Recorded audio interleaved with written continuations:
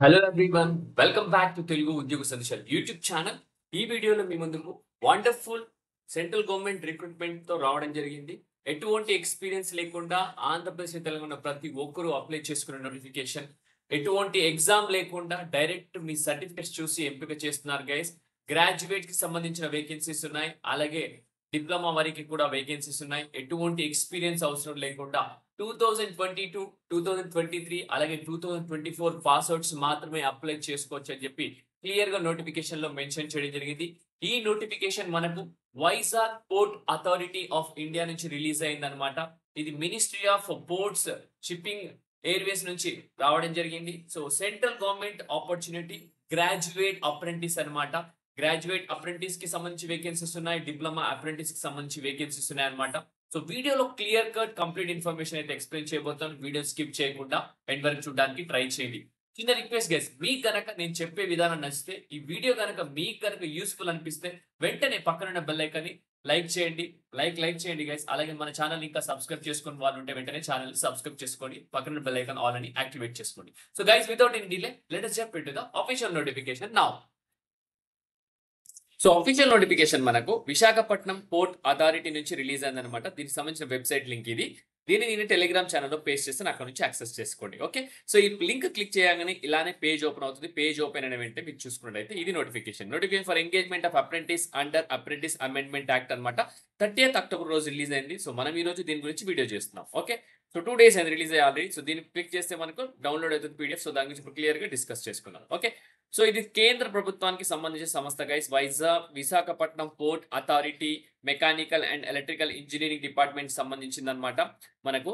So notification వచ్చేసి apprentice కి కావాలని చెప్పి క్లియర్ గా మెన్షన్ చేస్తున్నారు. ఓన్లీ ఆన్లైన్ లో మాత్రమే అప్లికేషన్ సబ్మిట్ చేయాల్సి ఉంటుంది గ్రాడ్యుయేట్ అలాగే డిప్లొమాకి సంబంధించిన సభ్యులు. సో ఎగ్జామినేషన్ పాస్ డ్యూరింగ్ 2022, 2023, 2024 అని క్లియర్ గా మెన్షన్ చేశారు. సో ఎవరైతే ఈ పర్టికులర్ ఇయర్స్ లో పాస్ అవుట్ అయ్యారో, ఎగ్జామ్స్ క్వాలిఫై అయ్యారో వారు మాత్రమే అప్లై చేసుకోవాల్సి ఉంటుంది.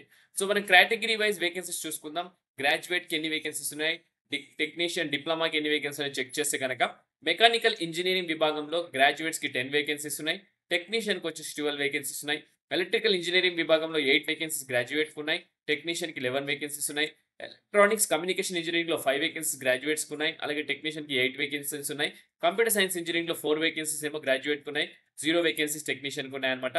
టోటల్ వేకెన్సీస్ వచ్చేసి 27 గ్రాడ్యుయేట్ కి, 31 వచ్చేసి మనకు ఇక్కడ టెక్నీషియన్ కి అయితే వేకెన్సీస్ అయితే క్లియర్ గా ఉన్నాయి. సో మంత్లీ స్టైఫండ్ చూసుకుంటే గ్రాడ్యుయేట్ కి వచ్చేసి మనకు 9,000 ఉంది, అలాగే టెక్నీషియన్ అప్రెంటిస్ కి వచ్చేసి మనకు 8,000 పర్ మంత్ అవుతుందని క్లియర్ గా ఇక్కడ మెన్షన్ చేయడం జరిగింది గైస్. ఓకే, సో ఎలిజిబిలిటీ క్రైటీరియాకి వెళ్ళిపోదాం.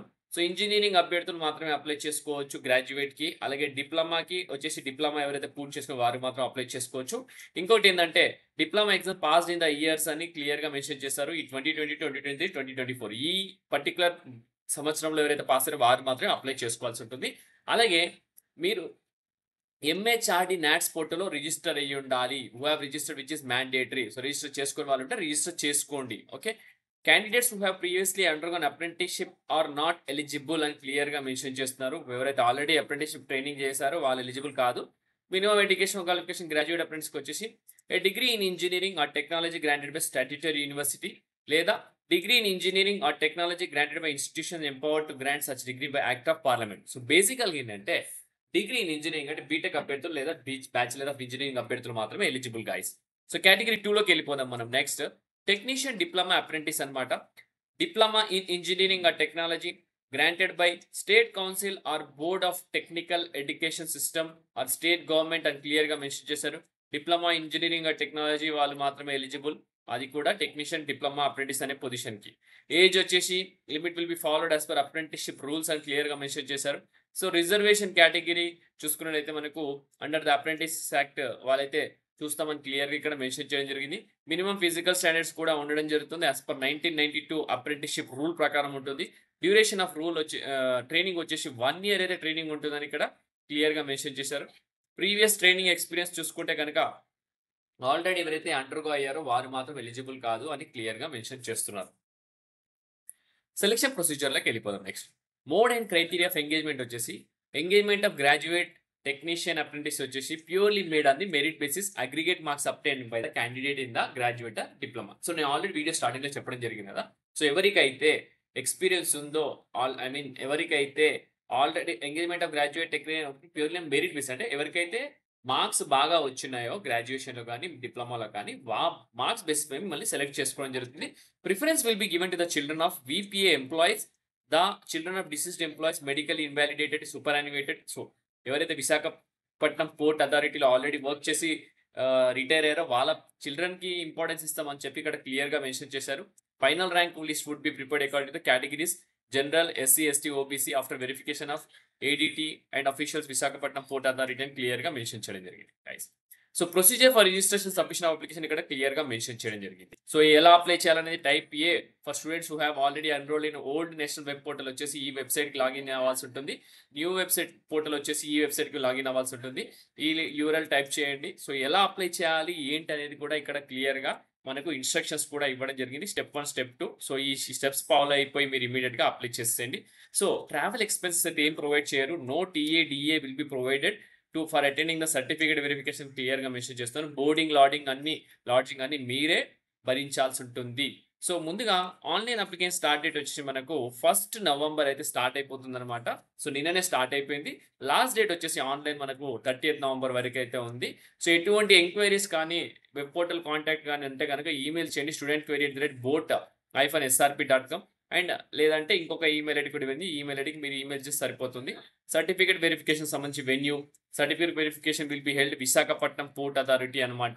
సో ఎటువంటి సర్టిఫికేట్ వెరిఫికేషన్ అయినా విశాఖపట్నం పోర్ట్ అథారిటీలోనే సర్టిఫికేట్ వెరిఫికేషన్ జరుగుతుందని క్లియర్‌గా మెన్షన్ చేస్తున్నారు. ఏదైనా ఇన్‌కంప్లీట్ అప్లికేషన్ గాని, ఎర్రర్‌నెస్ అప్లికేషన్ ఉంటే రిసీవ్డ్ డ్యూ లెటర్ డ్యూ తర్వాత వచ్చి పంపిస్తే కనుక రిజెక్ట్ చేస్తామని క్లియర్‌గా ఇక్కడ మెన్షన్ చేయడం జరిగింది. Interview schedule to the eligible short listed candidates will be communicated through candidates registered mobile number and email address only. So guys గుర్తుపెట్టుకోవాల్సి ఉంటుంది.